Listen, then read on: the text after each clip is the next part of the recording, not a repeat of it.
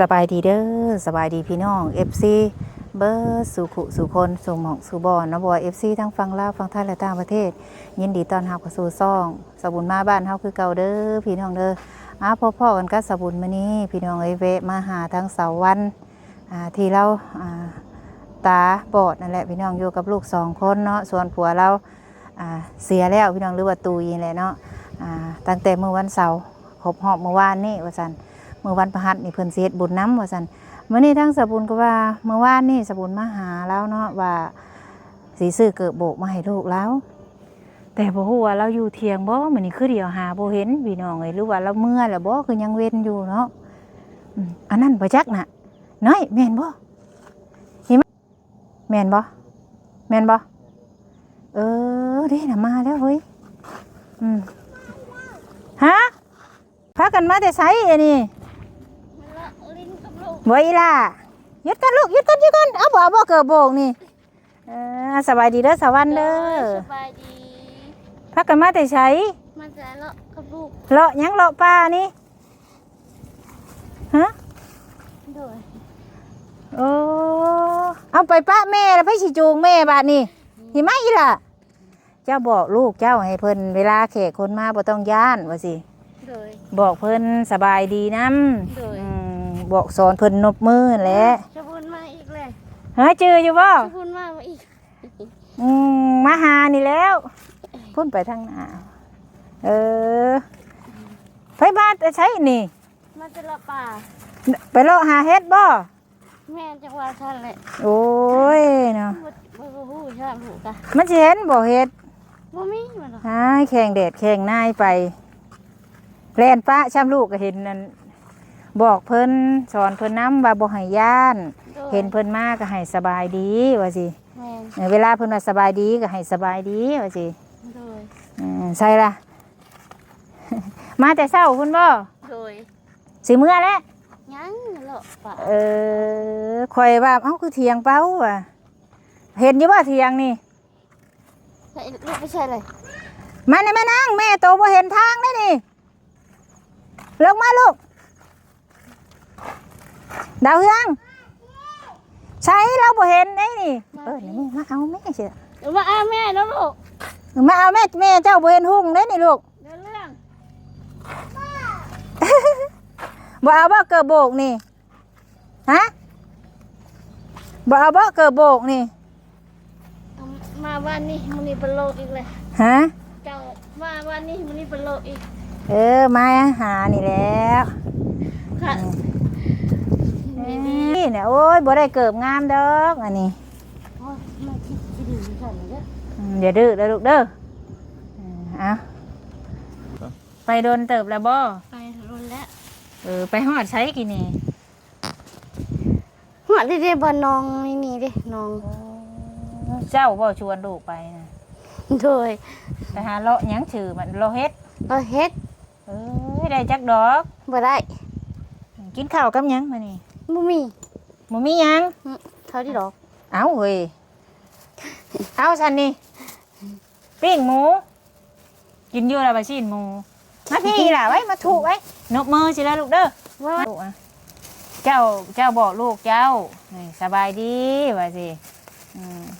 ขอบใจเด้อเวลาเพิ่นเอาสิ่งเอาของให้ขอบใจเด้อว่าลูกเด้อขอบใจเด้อเอากินเป็นปะถูกกันนกมือตัวมืออ้าวจังสั้นแหละเอากระบอกมานี่ถือมึงดูลูกลองมึงดูมันนานขายไว้เจ้าถือแล้วลูกเด้อมันบ่ขายมื้อนี้มื้ออื่นปีหน้าอันนี้หมูปิ้งสุกแล้วอันนี้น้ำแจ่วมันเด้อนี่เด้อโดยนี่แจ่วอันนี้โดยมังเงาะซื้อมังเงาะมาฝากบ่กินขนมได้แล้ววานนี่กินมังเงาะเด้อล่ะเด้อกินลูกสาวพี่น้องเอ้ยจะไปกินไปขึ้นกินอยู่เทิงพุ่นนะลูกเด้อนั่งอีเทิงมานี่ออกมาแต่เช้าเลยโดยเอากินนี่กินข้าวที่ดอกจ้างว่าแต่ แล้วก็ไม่เลาะแล้วก็ไปเที่ยงอันนั้น ไปเถียงไผ เที่ยงบันจักน้องกายมากกี่นี่ดิ เถียงไผ นี่เที่ยงบันจัก ไปเล่นน้ำเพิ่น โดยไปลินน้ำเพลิน อืม เพิ่นเห็นเด้อยู่ทุกมันเลยก็ไม่รู้ไปไป โอ้ ไป เพิ่นเห็นบ่ โดยเพิ่นเห็นแล้วเพิ่นบอกเฮามา เเพิ่นเดียวเห็น โดย อืม ก็เหลือเห็นแล้วก็เลยเพิ่นบอกมา ข่อยซื้อเกิบมาให้ข่อยเว้าว่าข่อยสิซื้อมาให้ข่อยก็เลยซื้อมาให้เด้ โดย อืม เฮ้ย ให้สอนลูกเวลาเพิ่นนั่นน่ะสบายดีเดี๋ยวพาลูกเฮ็ดจังซี่กับเวลาเพิ่นเอาของให้น่ะให้เจ้าขอบใจเด้อสิพาลูกเฮ็ดสิเด้อ โดย อืม กินเป็นได้ กินแซ่บบ่ โดย แซ่ มา บ ดู บ่ โดยมาดู บ่ได้กินดอกเทื่อหน้าแม่บุญบ่ซื้อมาต้อนดอก ไม่บุญมาซื้อมาตอนอีกใช่เกือบ มาเมื่อวานนี่พี่น้องเอ้ย มาเมื่อวานนี้มื้อนี้ปลาโลเลย มารอบค่ำมานี่พาเวียกทางพุ่นแล้วก็เลยมาค่ำแน่ โดย มาแรงเมื่อติ โดย แบบแด้เนาะใกล้แล้วใกล้สิฮอดมื้อบุญแล้ว มื้อวันประหัสนี่เด้ อืม มื้อ เฮ็ดอยู่เฮือนอยู่ซ่านพุ่นแหละฝนบ่ตกใครอยู่ดอกเนาะ โดยฝนตกตอนแจกนี่ไงฝนตก อืม เช้าวันอาทิตย์ลิ้นเลยฝน เพิ่นได้เว้าออกได้เว้าแนวใดอยู่บ่พี่น้องก็ได้เพิ่นได้เอิ้นปรึกษาหารือกันอยู่บ่ ลูกชายแล้ววะ เอาเจ้าบ่ได้ฮู้หยังนํเพิ่นบ่ บ่ เออ ฮู้นะ เพิ่นบ่ได้เว้าบ่ว่าเรื่อง บ่ได้ว่า เพื่อนเรื่องชานเรื่องตูบเรื่องพาเจ้านี่ มืออันแล้วเลยก็เพิ่นกันง่ายลง เพิ่นเว้านะบ่ แม่น เพิ่นบอกเจ้านะบ่ เอ๊ะเพิ่นว่าน้ำเจ้าเพิ่นว่าน้ำคนอื่นนะ ได้ยินแต่เพิ่นคนอื่นเว้า โด ได้ ย ยินแต่คนอื่นแต่ว่าเพิ่นยังบ่ได้เว้านํเจ้า โดย โอ้เพิ่นสิมางเอาตัวนี้ลงปลูกอยู่พุ่น แม่นปุ๊บไปนี่วันข้อมูลตะกี้ โอ้ ถ่ายหันตะกี้เด้ ปลูกบนคอกหมูตะกี้ โดย อืม กินแล้วกินดีๆดื้อนะ กินให้เด้อเด้อลูกเด้อ ไม่บุญบุญหามาหาอีกบ่น่ะ แพงอยู่บ่แม่นี่แพงบ่ โอเคบ่จูงก็บ่จูงปบหาชาวมันเมื่อจูงมันก็ปบหาเฮา แพงอยู่บ่แม่บ่แพงข่อยเอามือเด้อให้ข่อยเด้อเจ้าบ่แพงให้ข่อยเด้อ แม่บุญมาชื่อมาอีก บ่มาแล้วกันขี้ดื้อช้อนเอาบ่ให้ดื้อแล้ว ทีนี้มันบอกว่าได้แม่ลูกมาเลยก็ประเทศแล้วเพิ่นบอกมาขึ้นมา ข่อยก็บ่ได้เดียวเฮ็ดแหนะเถียงอยู่ฟังทั้งนั้นบ่ นี่เพจพังนี่ โอ้ที่ว่าเฮือนดินนั่นบ่ แม่เพิ่นดินให้ก็แม่บ้านนั่น โอ้เป็นเฮือนดินหลังน้อยโอ้ โดย เพิ่นเจ้าน่ะไปหัน โดย โอ้ไปเล่นน้ำเพิ่นหัน ปริน้ำเพิ่นหัน โอ้เพิ่นได้เดียวเห็นแล้วเพิ่นเลยบอกให้เจ้ามา แม่น เอ่ออืม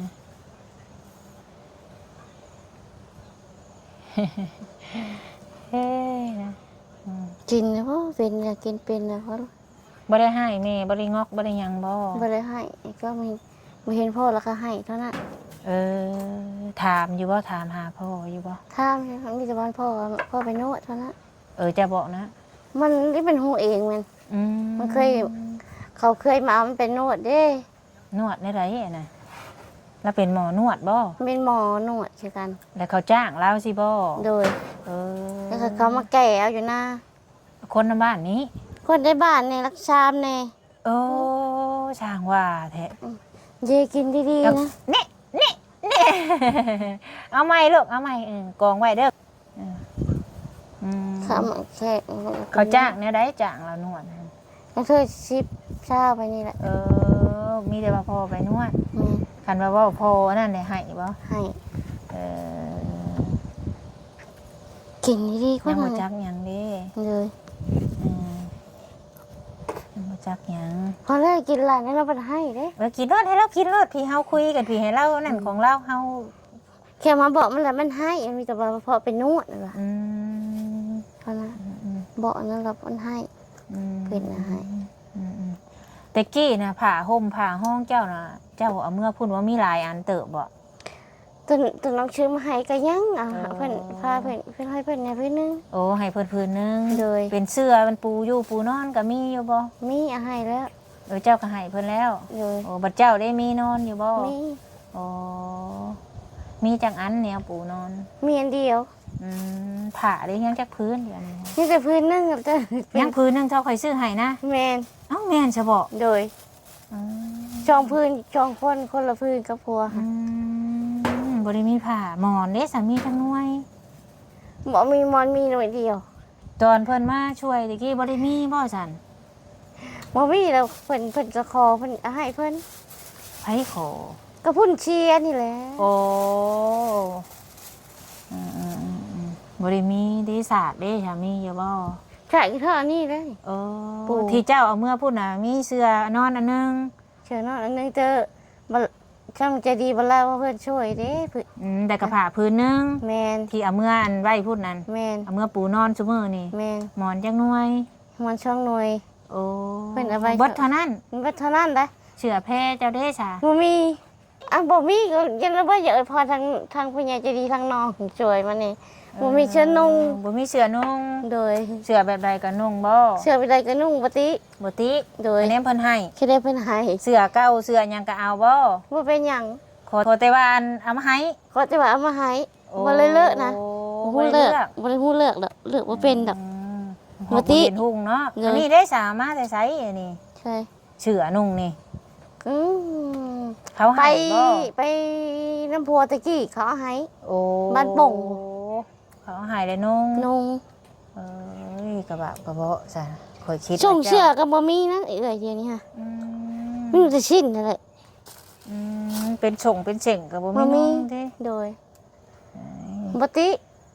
เครื่องเก่าบ่เลอะ ภายในมาให้ คะแนนมาให้เออบ่ได้ติ แกะให้แม่กินน้ำเนี่ยลูกให้แม่ บ่ เออช่างว่า แค่มันบ่อิ่มมันอิ่มก่อนมันจังให้กินโอ้บ่ได้ได้เนี่ยนะ อืม ช้อนเอาน้ มันกินในมันหนึง ำให้แม่กินแน่ลูกมื้ออื่นแม่บุญมาซื้อมาให้เด้อปันกันกินเด้อลูกเด้ออย่างูเกี่ยว ขอบ เด้ ใจ อ เด้อ คันว่าเฮาบ่เบ่งนี่งูสิเกี่ยวได้เจ้าเคยเห็นบ่ลูกงูโอ้เจะเบ่งแม่เด้อลูกเด้อคันเจ้าบ่เบ่งเนี่ยมื้ออื่นแม่บุญบ่ซื้อมาต้อนเด้อจะปั่นกันเด้อลูกเด้อนี่จักอยู่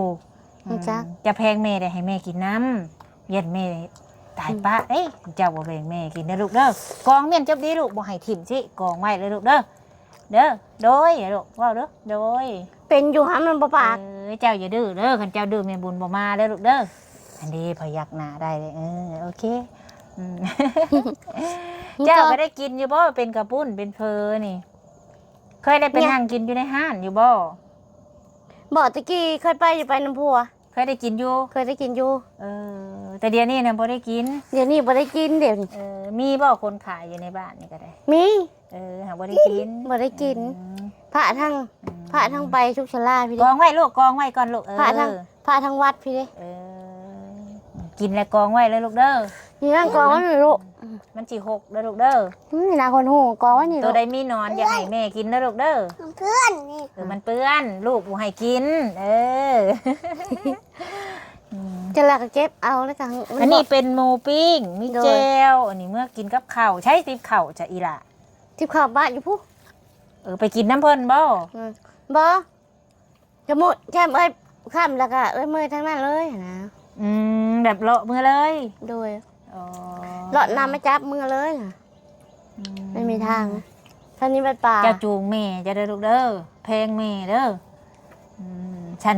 มือหน้าแม่บุญบ่ซื้อมาต้อนคันอีหล่ะเว้าบ่ฟังความ น้องท่านใจรีเนาะน้องน้องท่านใจรี ว่าไว้เกิบลองมันหักสิใหญ่ในจักหน่อย แต่ก็บ่เป็นหยังเนาะ โดย บันเราถือบ่ได้กับปีหน้าก็ถือได้อีกคันว่าซื้อน้อยปีนี้ปีหน้ามันบ่ขาดบ่ถือบ่ได้สิได้ น้องมาเมื่อเช้าวันนี้มาเมื่อวันอาทิตย์มันท่านใจรี มาเยี่ยมมาให้กำลังใจเจ้านี่แหละอีตนเจ้าจะว่าคืนนี่ก็ให้บ่คืนบ่จ๊ะ โดยนุ่งแต่สินช่องเชือก็บ่มีนุ่งแต่สิน อยากนุ่งอยู่บ่ส่งก็ได้ โดย เป็นส่งกาโศกกาสร้างนะพี่น้องบ่มีโอ้ยถือเลขให้นี่แม่บ่แรงนี่สิซื้อมาฝากมื้ออื่นบ่ได้เคยฝันหยังบ่เจ้า เพิ่นไปเพิ่นก็ศิลาบอกแล้วบ่ได้ผ่านเพิ่นว่าจะไปหาเงินเพิ่นให้ลูกให้แม่อยู่ในนี้ด่าลูก เพิ่นบอกนะบ่ ถือบาโดย เจ้าก็คิดซะว่าผัวไปหาเงิน โดย เอ้ย โอ้ยแล้วนอนมารับไม่คืนให้ เจ้านะ โดยก็ คืนนี้ อันนี้ก็ได้ คืนนี้ โดย เอ้าให้หยังอีก พี่นอด โอ้ยพาลูกให้นอนมารับเบิดคืนให้บ่มีผู้ฮู้บ่ว่าเจ้าให้คืนนี่ ผู้เบิดนะฮะเอ้ยนะฮะนอนน้ำกันนอนน้ำเขา เพิ่นก็ว่าโอ้ยเฮ็ดจังได๋เพิ่นไปแล้วเราไปสบายแล้วให้คิดซะว่าเราไปสบายแล้วให้เรากินโลดให้เรา พ่อ กิ ไหนลูก ให้แม่ลูกหั่นเด้ พ่อไปดิ เพิ่นไปสบายให้เบิดคืนลูกก็ให้น้ำ แม่น ให้ เด้อ ลูกก็ให้น้ำแม่ แม่ พาให้ดักกระแพงแม่แล้วอยู่เวลาบอกเราเด็กน้อยมันก็สิเวลาเห็นแขกเห็นคนยังบ่ทันคุ้นทันเคยเนาะ เลย บ่ต้องให้ บอกมันแหน่บอกมันนี่มันก็หูอยู่ อืม ช้อนมันแหน่ เจ้าก็บอกแล้วว่าอีหล่าเอ้ยดาวเฮืองเวลาเห็นแขกมาเจ้าสบายดีสิเลยลูกเด้อลองมึงดูลูกลองมึงดูลองมือมึงดูสบายดีลองมึงดูลูก บ้านนี้ด้วย เห็น ล่ะ มึงดูล่ะ คาปากเอ้าเป็นหยังซ่อมไปเรื่อยๆเพราะว่าเด็กน้อยก็เพิ่นก็บ่คอยมีผู้ใดมาหาเพิ่นเนาะ โดย ให้เจ้าสอนเรานำเด้อ โดย FC เพิ่นจังสิฮักขี้แพงก็อีตนเพิ่นอยู่พี่น้องไอ้เนาะเรื่องคือทางมัน FC เพิ่นว่ามาก็โอ้ก็อีตนเรานี่แหละตาก็บ่เห็นหุงลูกก็ยังน้อยคันว่าลูกใหญ่ซะอายุจัก10 ปีก็สิจักความกว่านี้อยู่ โด เนาะ ย ก็สิ นี่ หา หากระ กิน ทองปีป่าย เจ้าเอาสมมุติว่าตอนที่ผัวอยู่นี่ไผเป็นผู้เฮ็ดอยู่เฮ็ดกิน เธอกับเอื้อยเธอกับผัว เจ้าก็เฮ็ดได้บ่ ก็ เฮ็ดหุ่งบ่ แต่พอเฮ็ดได้กินอยู่พอเฮ็ดพอได้กิน เออ เอาเตาขึ้นมานี้ บัดนี้ครกเราก็มีอยู่ใช้หม้อเจ้า อันนี้บ่หรือว่าเอา หมออยู่ละคู่อ่ะ เอ้าใช้เอาเครื่องไปไว้พุ่น บ่มีผ้าบ่นะ บ่มี คันว่าแม่นหยัง ไป เพื่อน คออยู่วัดอ่ะ ไปขออยู่วัด โดยของวัดบ้าน ถ้วยบ่วงเจ้าได้ซะ ถ้วยบนนั่นเอามือเว้นได้อยู่เฮือน ใครอยู่พอได้ตัก เด้ บ่ นี่ก็มีเด้ พอได้ตักถ้วย พ บ่ อ วง ได้ น่ะ ตกพอได้ตัก แต่หม้อน่ะบ่มี หมอมามี ขอน้ำวัด คนน้ำวัด โอ้ เถาะขาโพนี้แล้วบ่ได้ลงไปคอขู่มาไว้มาเขามา โอ้ครูเก่าเด้ซะ คู่เก่าเพิ่นเอาไปแล้วเด้ ให้เพิ่นแล้ว ให้เพิ่นแล้ว โอ้เครื่องของในเฮือนนี่คือให้ผู้ละไป ให้ ให้ผัว ให้ผัว โอ้ย เพิ่นอยากได้ ให้เพิ่นแบ่ง ให้ เพิ่น เพิ่น เนาะ แบ่งเพิ่น เฮาผู้ยังอยู่แล้วก็โอ้บ่มีครูหาบะนี่ แมน พอได้ตักน้ำขึ้นมาใส่เนาะ โดย อืม จะยะเพิ่นเอาไปนำมาดิ อืม นี่จะกระยะอีกละเรื่องวะนี่ อืมเฮ็ดบาปเราพี่น้องคันว่าเรามีแผนมีผาก็เอาหยังไว้ในเฮาล็อกไว้ก็ใครอยู่เนาะคันว่าเอาหยังไว้ก็ช่งสิเสียแท้มันบ่มีผา เสียรีเลยน้องเลยโดยมันไม่มีผ้าก ระเปือกมัน คันว่าเอ็มก็เอ็มเบิดนี่เนาะ แมน นี่จงแอมเบิดเลยปะท้อนแน่เนาะ โดย แอมก็แอมพุ่นแหละทั้งเทิงหมดแล้วคันเอาเพิ่นเฮ็ดให้ก็ได้ โดย เพิ่นสิย้ายลงไปแล้วติ โดย เวทบุญ แมน ปิ้นกล้องกันดูละเบิ่งไม้เบิ่งต่อเพิ่นอยู่โอ้อันนี้นี่เพิ่นจ้างบ่เฮ็ดอันนี้หรือว่าเอ้อยน้องมาเฮ็ดให้ อันนี้ ตอนที่เฮ็ด ทีมทั้งบอลลาเพิ่นอันนี้อ่ะทั้งคนอาชิงมาเฮ็ดให้ อันนี้อาชิง โอ้บ่าวลาวน่ะโตทั้งหน้านี้ ลาต่อทั้งนากับอันด้านนี้ โอ้ทางนี้นั่นเฮ็ดเอง ทั้งเฮ็ดเอง โอ้บ่าวละ ทั้ง เพิ่น นี่แหละเทียงเทิงก็เฮ็ดมาเฮ็ดให้ ไผมา เพิ่น เฮ็ด สร้างเด้เพิ่นน่ะ โอ้ผัวเจ้านั่นเฮ็ดเองทั้งเทิงนี่ โดย เฮ็ดเองได้เงินซื้อเองหรือว่าผู้ใหญ่ซื้อให้ ผู้ใหญ่ชื่อให้ โอ้ แล้ว แหละ จ้างกับเจ้าในบ้านนั่นเฮ็ดให้นะ โอ้ พาน้ำนี่มันดอกได้ทั้งทีนบาโอลิมาเปลี่ยนให้ โอ้ พามันดอก คิดจะมันมีเครื่องมีหยังได้ มีประตูปิดทั้งนอกทั้งในบ่เป็นหยังป้าได้เครื่องกะ เนาะ ก็ปึ่งจัง เอา ซี่ อดเอาให้วิทย์บุญวิทย์ศิลซะก่อน โดย เออเว้าอย่างเรื่องเดียวนี่มันยังเฮ็ดหยังบ่ได้ แม่น อืมคันบางทีก็อาจสิมีผู้อันมาเฮ็ดใส่ประตูให้เจ้าก็มี โดย บางเทื่อผู้ใจดีเพิ่น แม่น เห็นเพิ่นสิ เลย เฮ็ดประตูใส่ให้ก็มี โดย ให้วิทย์บุญวิทย์ศีลก่อน แม่นโอ้ยชะบุญชะบุญมากคือบ่มาชะบุญมากคือบ่มาว่าครับโพว่า อัน คืนหอดจะปลาตะกี้เด้ว่ะ บ่ โดยปลากับชิ้นหมูตะกี้ แน่กินแน่อยู่ก็บ่นั่นแล้วเนาะ โดย อดเอาซะก่อน ใจเด้อ นี่ปั่นแม่เด้ แม่อีบแล้วลูกเอาเว้นรถอ่ะใส่ทองเว้นอย่าเอาจริงค่อยๆเอาทางนั้นเฮ็ดชนพ้นเนาะแม่เฮ็ดอาชีพแล้วเขาชนพ้น เฮ็ดกินเฮ็ดอยู่ก็พอได้อยู่เนาะ เลย ฮู้ เพราะว่า ฮะ ให้มันบ่ชุกก็เฮาอ้อมๆมึงเฮิงก่อนมันต้องชุก คันปิ้งซีนปิ้งหยังก็ได้สิฮู้ว่ามันสุกบัดนี้ บางเทื่อบ่ได้ปิ้งเทื่อก็ต้มเอามันจะชุก คันว่าได้กินซีนก็ต้มเอา โดย ปิ้งในะย่านบ่ฮู้ว่ามันบ่สุก โดย โอ้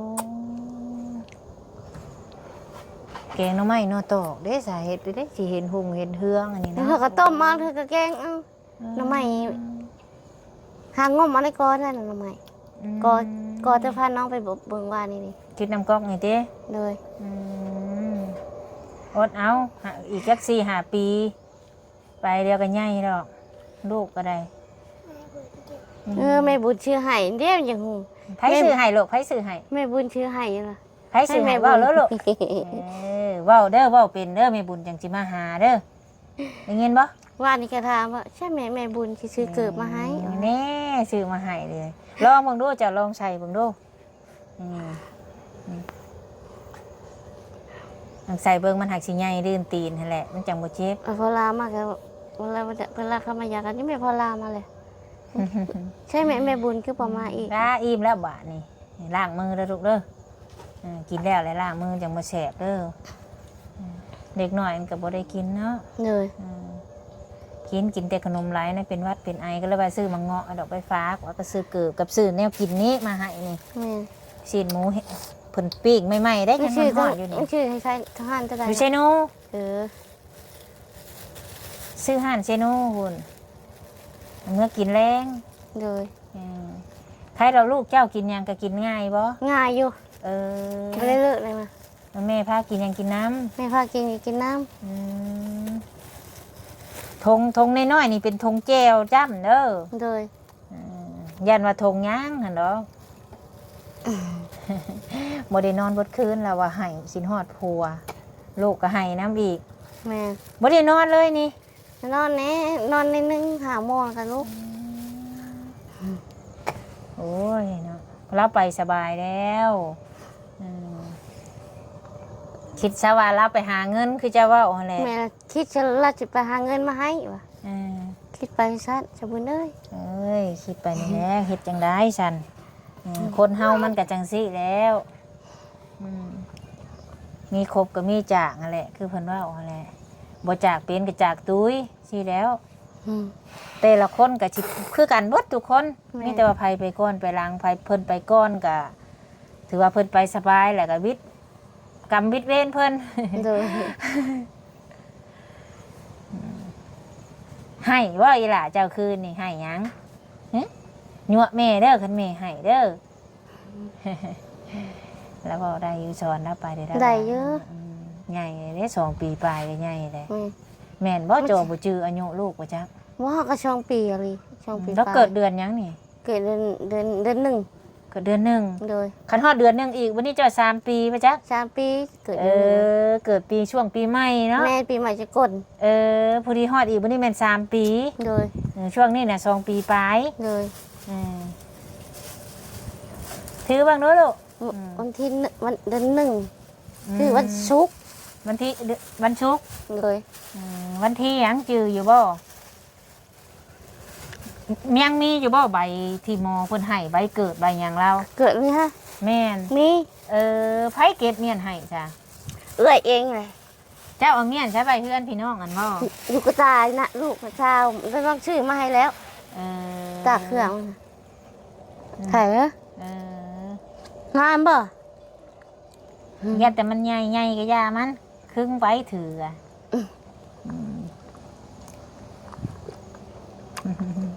บ่ได้ถือลุยขี้ตมอย่าละอย่าละอืมอยู่น้ำพี่น้องแล้ว โดย อืม อืม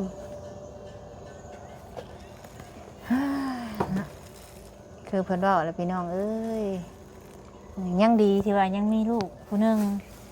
แม่น ลูกนี่ตั้งใจเอาว่าหรือว่าแน่ใดผู้ลูกนี่ ลูกมันตั้งเพิ่นอยากได้ มันบ่มี โอ้ อันนี้ใช่สิอยู่สองคนมันบ่อันนั้นเด้ ตั้งเพิ่นเอา แล้วเจ้าคุ้มไว้บ่หลังจาก คุ้ม ที่โอ้อืม เที่ยงนี่ล่ะพาไปนั่น อืม ชื่อนั่นน่ะ เจ้าฉีดยาเอาบ่หรือว่าแน่ใด กินเอา เออนั่นเจ้าก็ยังจื้อเด้อืมเอาผู้เดียวนี่แหละพอแหละบาทนี่ พ่อ ตัว น้อง กับบ่มีแหละเนาะ โดยพ่อน้อง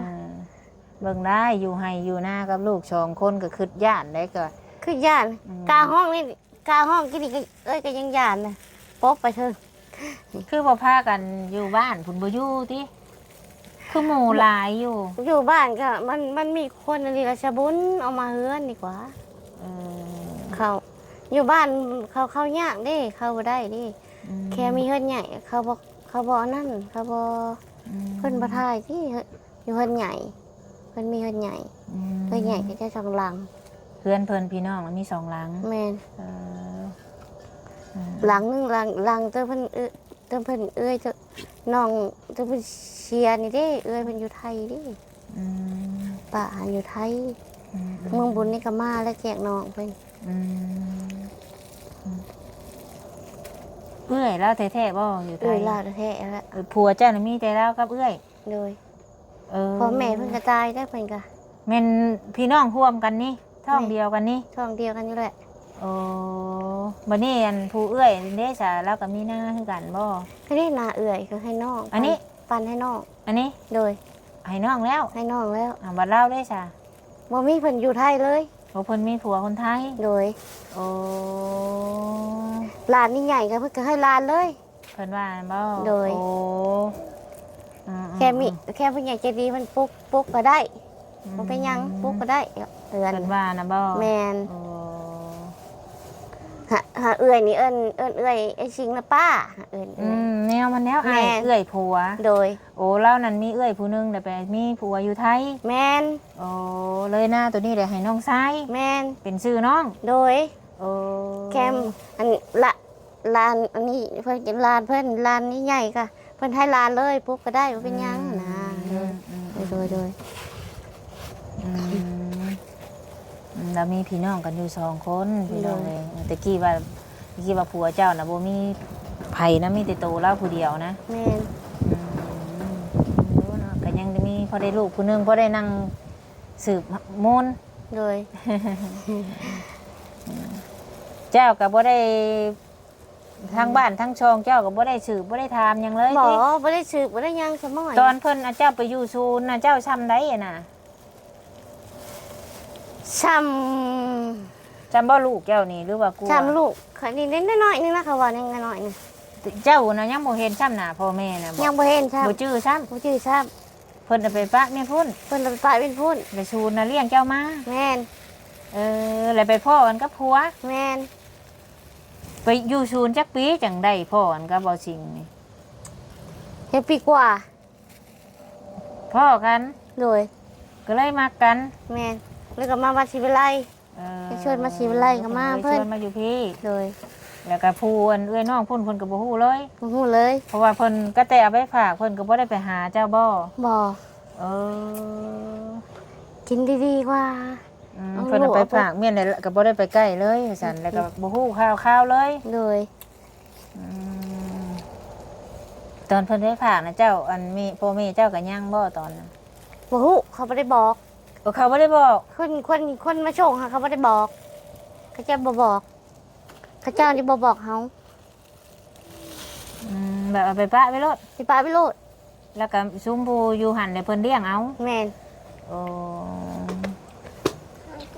ใช่ไหม พุ่นลงย่างเบิ่งตารางพุ่นเด้อ ใหญ่ โอ้ยพอดีสิแหละมันจังบ่เจ็บตีนเอาหน่อยมันเจ็บตีนนั่นล่ะเนาะ โดย ย้อยเหรอลูก โดย ยังบ่เรื่อง โดยย่างไว้ย่างดูย่างลงหลุมมาเลยลงกระไดดู ยาเราจะได้คิดทุกคันใดหั่นเอ้ยนอนก็บ่นอนบ่หลับแล้วว่าให้เบิดคืนนะ นอนหลับ ว่าใครแน่แหละบ่ยังสินอนบ่หลับอีกอยู่หาก็กินข้าวอยู่ว่าบ่กินข้าวฉันบ่จักมื้อนี้ จีข้าวทองคำหนึ่ง มื้อนี้ อืม อ้าว มันบ่อยาก ระวังเด้อเจ้าต้องกินข้าวได้คันเจ้าเป็นหยังไผสิเบิ่งลูกเจ้าบัดนี้ฮะเจ้าก็ต้องกินข้าวกินน้ำให้สู้เพื่อลูกแล้วบัดนี้ เจ็บใส่ทองไหมลูก ผู้รับไปก็ให้รับไปสบายเฮาผู้อยู่ก็สู้เพื่อลูกเพื่อเต้าแล้วบัดนี้กินข้าวกินน้ำแหน่ โดยที่นี่ก็อยู่ท่าอยู่ทุ่มอยู่ถูกมาแล้วไปเราเพิ่งไปเห็นเนี่ยต้องไม่ลูกอ่ะฮักก็มาตามดังลูกแล่นป๊าจับ อืม ใช่รถจกลูกได้ฮะดิ บ่ได้หัวบ่ เท่าไร อันเถียงเจ้านี่บ่ได้หัวบ่ หัวน่ะแค่ตะกี้นอนน้ำกันเด้อหัว อืมกันในหัวดิ โดย เอาจันบ่มีหยังหลายดอกชื่อกระโบกมาให้อีหล่าครับชื่อมังงอกมาฝากกับชื่ออันนี้มาฝากเด้อ โดย เดี๋ยวข่อยสิกลับก่อนผู้แลมีโอกาสอีกผู้แลสิแวะมาอีก โดย ไว้มีโอกาสผู้แลโอกาสหน้าฟ้าใหม่อย่าเด้อเด้อโดยฮะจังสิแวะมาหา sẽ khổว่าจะบุญคือผมใหม่เนาะว่าจะอวยพรทั้งเพิ่นแกชงเชื่อให้หนุ่มนี่ว่าแต่ใดก็เอา เอาลองอวยพรมึงดูสายังจื้อได้อีบ่ขอบใจ เงิน เด้อ ลืมเด้อ ขอบใจเด้อที่ว่ามาเยี่ยมมายามก็ว่าไปเลยให้อยู่ดีมีแห้งนั่น ขอบใจเด้อให้มาเยี่ยมมายามให้อยู่ดีไม่แห้ง ความเจ็บบ่ให้ได้ ความเจ็บอย่าไข้ความไข้จะให้มี ให้มันยืนเด้อ ให้มันยืนเด้อ สา ชาธุ เวลาผู้ใดเอาหยังให้เจ้าก็เอาน้ำเพิ่นแล้วก็ขอบใจเด้อให้ เด้อ เจ้าเว้าสิเด้อ โดย เวลาเพิ่นเอามาให้เฮาเพิ่นคำขอบใจนี่มันสำคัญเด้อ โดย ไผเอาหยังให้ก็อย่าบ่แม่นทุกข่อยก็อย่าคนอื่นก็อย่าขอบใจเด้ ขอบ อ ใจ สิโล เพิ่ ด นนะ แม่นไผเอาหยังให้ขอบใจเพิ่นไผคือกันเพราะว่าเพิ่นเมตตาเฮาเด้ โดย แล้วแหลกได้เสือแล้วว่าเสือบ่มีแล้วว่าได้ซักได้หยังอยู่บ่ให้ลูกให้เต้าก็ได้ ชักได้แล้วมันบ่เห็นนะเถอะมันเขาบอกมันบ่เห็นน่ะชักมันบ่ออก เออชักบ่เห็นหุงช้อนแล้วน้ำเด้อมาพี่อีหลาแม่สิช้อนชักเครื่องมาสิพอได้ให้เราจักชักเครื่อง โด ให้ ย เจ้าบ่เลยเจ้า ส่งมันก็มันเนื้อชักเอง ช้อนแล้วฮอดอันนั้นนี่ก็พอดปีใหม่นี่ก็ครบ3 ปี เรียกไปเจ้าของกระจังป่า ไผ เขาเจ้าทางป่าปอกๆอยู่ ไผน่ะ เทียงนี่แหละ เถียงอันนี้ โดย เถียงเจ้านี้ เที่ยงหุ่น อันนี้เราถางป่าพี่น้องบ่ฮู้อันนั้นน่ะบ่ แมนทางโนทางอ้ายแหละ ในบ่าว พวกละบ่าว เลย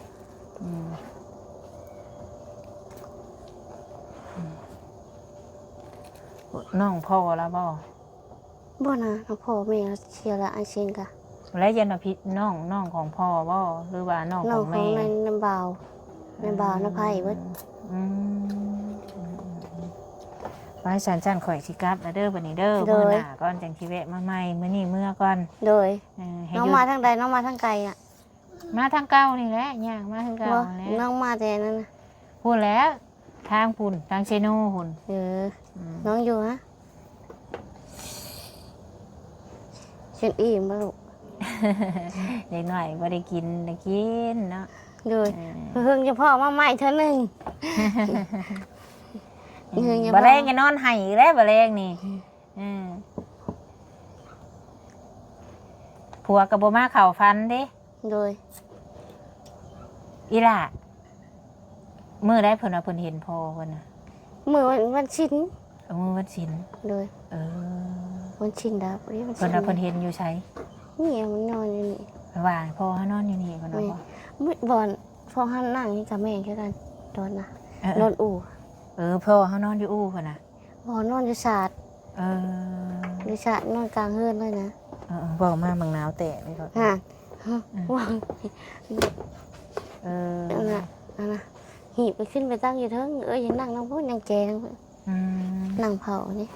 เพิ่นก็เอายาคูยังมาบ่ มาก็คุยว่านี่อะไรได้แหละ แล้วเพิ่นคือบ่เอาผายหอบเถียงจ้ะ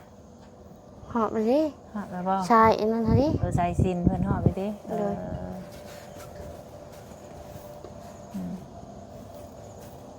แล้วไปแล้วไปสบายแล้วเราก็ได้พูดแล้วไปเป็นคนครบ32แล้วบาดนี้เพราะว่าเราเป็นคนในชาตินี้เราเป็นคนบ่ครบ32คือเพิ่นพี่น้องเอ้ยยังใครที่ว่าเจ้าหูบ่หนวกนำเนาะ โดย หูนี่บ่ได้เป็นหยังเนาะ ก็จะเป็นยังดอก อ่า เธอตาชื่อ ไปซันเดี๋ยวเมื่อก่อน โดย สบายดี โด เด้อย สบายดี โดยสบายดีนะพี่น้องในทางสบุญกะเวะซื้อเกิบมาให้ลูกแล้วเฮาได้เมื่อนั้นสบุญบอกว่าสิซื้อมาให้เด้อว่ามื้อนี้สบุญก็เลยซื้อมาพี่น้องเอ้ยเอาเพิ่นเอาเฮ็ดบุญเฮ็ดศีลแล้วว่าซั่นเอ้ยน้องเพิ่นสิย้าย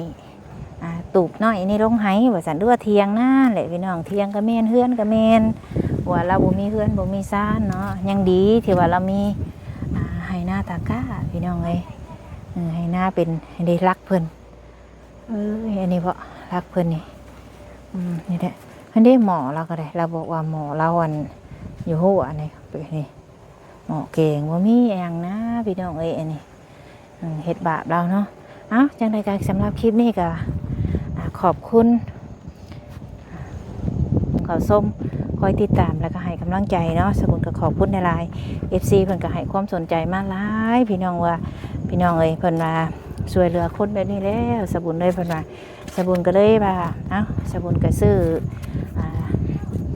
เกิดมาให้เราซื้อแนวกินแน่เนาะเฮาก็ซื้อซ้ำเฮามีพี่น้องเอ้ยเดี๋ยวคลิปนี้ลาพระจากพี่น้องสำบายดีเด้อ